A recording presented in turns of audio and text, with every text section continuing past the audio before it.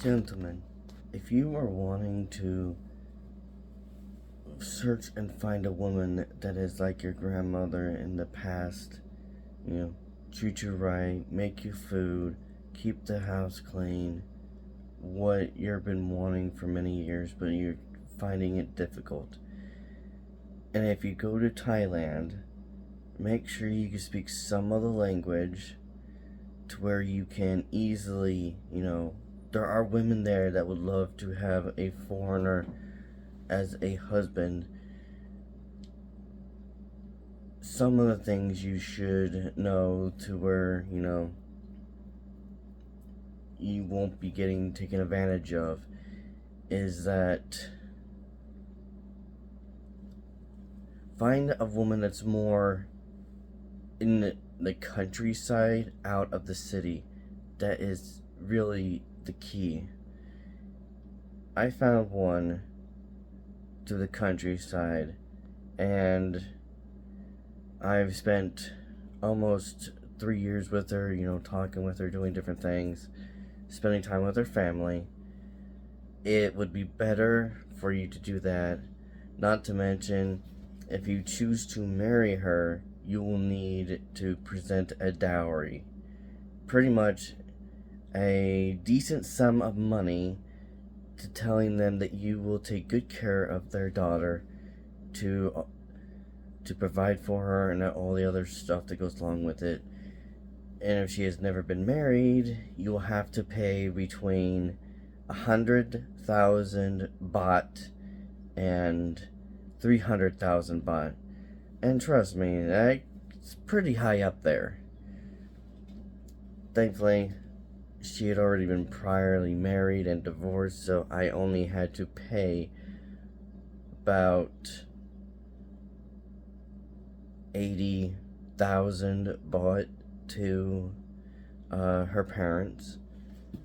I also gave at least an extra 9,000, so it was close.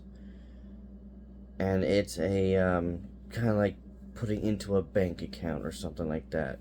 The money doesn't get used unless, they're fairly poor, but it's what the bride's parents want as compensation for the daughter.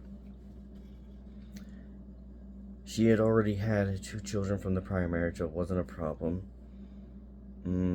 The brothers and sisters already accepted me, so did the children. But I'm honestly going to tell you that marrying a Thai woman is a little different than marrying an American woman. Over there, she is she has her own little businesses. Her families have their own businesses. She would prefer to have a nice house, for quiet time, if you get my meaning. That she's in a small community, but she's a very loving woman.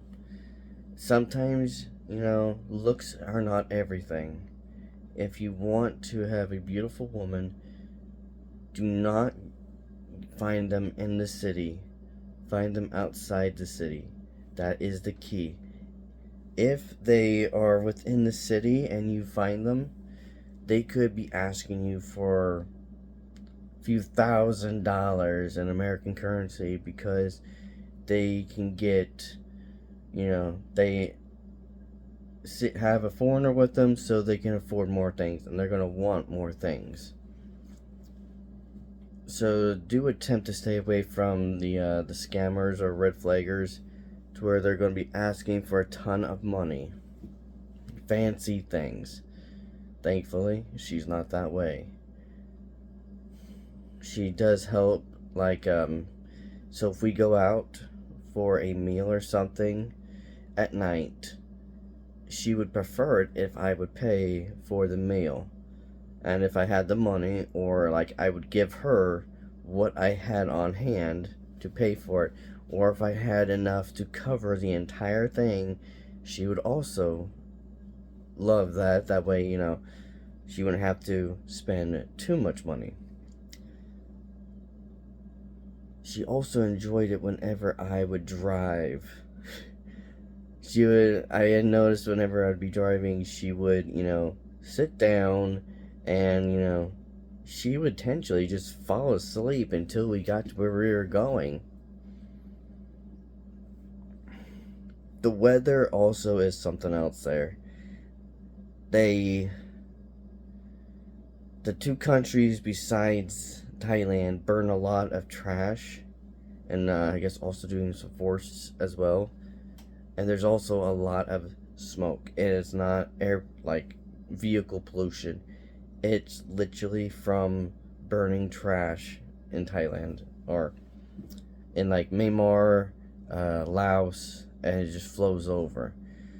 So there was one day it was so incredibly thick with smoke from the neighboring country that I had to have headlights on them bright just so I could let people know I was coming, because a lot of their vehicles are either brand new or fairly old. They also have a lot of mopeds over there, so you also have to watch out for those guys. You also should know the difference in the currency exchange rate.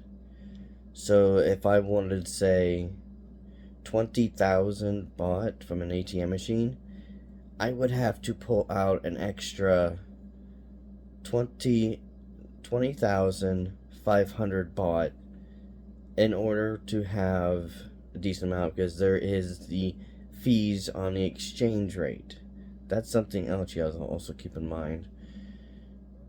I had to use my phone a lot with the Google Translation to be able to communicate with anyone in the area. It is difficult. Thankfully, she could speak a little English so we could understand each other. And don't worry about the side streets vendors. If you're hungry, do not go to an actual restaurant. They will charge you 3 to 4 times the actual amount from a side street vendor, and they also cook incredibly good food. I probably spent, through a course of a couple days, maybe $60 to $80 in American currency on a side street vendor. And of course, 300 baht is what they make in a day. That's what they live off, like $10 a day. Don't bother with them. If they say a certain price, give them that price. It's not worth trying to haggle with them. It's just better to hand them the amount that they're asking for, because that's their livelihood. What else could...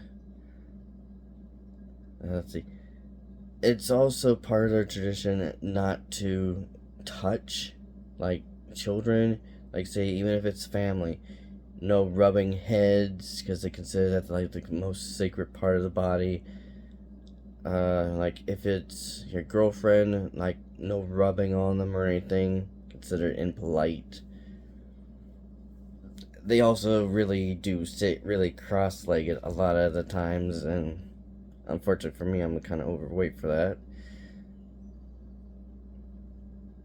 But, it's one of the few things there that I did that I didn't realize it until, like, I researched it. And putting the hands together and, like, saying good morning, it's part of their tradition, like a way of saying good morning. Instead of just saying hi with words, you actually put your hands together as if you're praying, but to where you slightly bow the head as saying good morning. I don't remember the words for it, saying it in Thailand. I guess that would be it.